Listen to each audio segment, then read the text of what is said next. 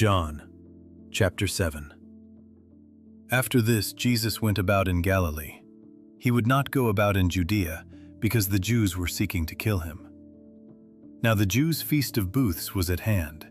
So his brothers said to him, "Leave here and go to Judea, that your disciples also may see the works you are doing. For no one works in secret if he seeks to be known openly. If you do these things, show yourself to the world." For not even his brothers believed in him. Jesus said to them, "My time has not yet come, but your time is always here. The world cannot hate you, but it hates me because I testify about it that its works are evil. You go up to the feast. I am not going up to this feast, for my time has not yet fully come." After saying this, he remained in Galilee. But after his brothers had gone up to the feast, then he also went up, not publicly, but in private. The Jews were looking for him at the feast, and saying, "Where is he?" And there was much muttering about him among the people. While some said, "He is a good man," others said, "No, he is leading the people astray." Yet for fear of the Jews, no one spoke openly of him. About the middle of the feast, Jesus went up into the temple and began teaching.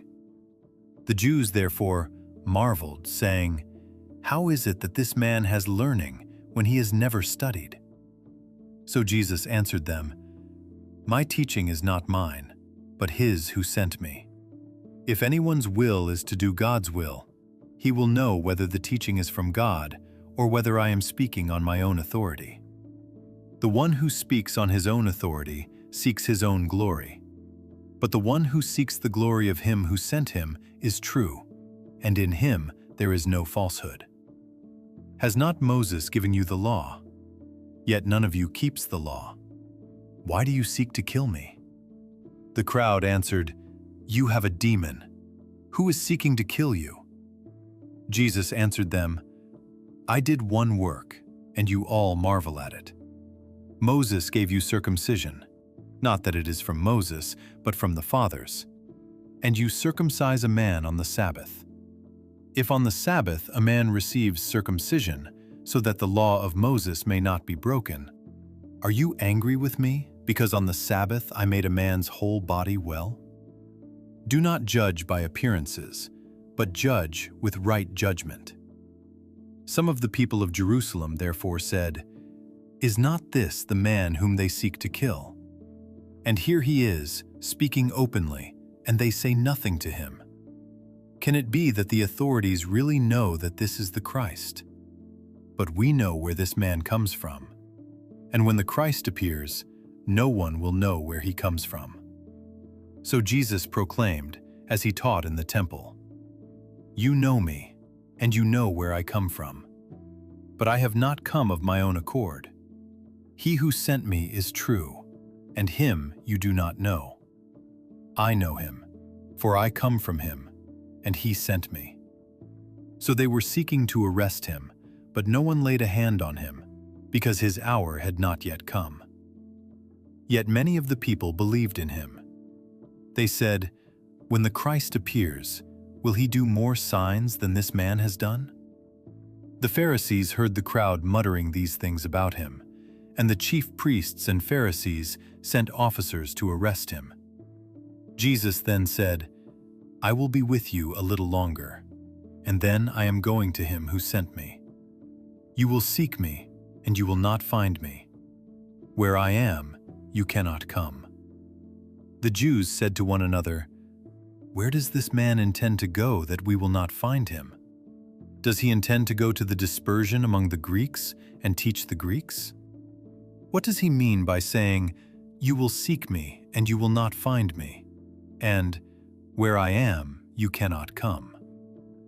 On the last day of the feast, the great day, Jesus stood up and cried out, "If anyone thirsts, let him come to me and drink.